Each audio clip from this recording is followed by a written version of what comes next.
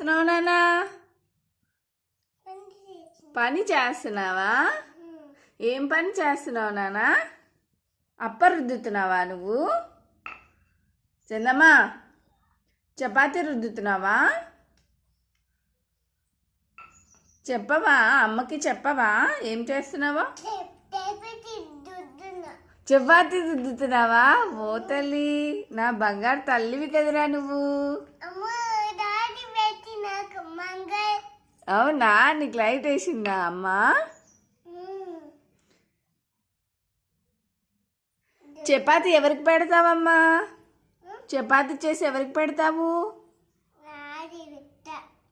నాన్నకి పెడతావా? అయ్యో రామ రామా.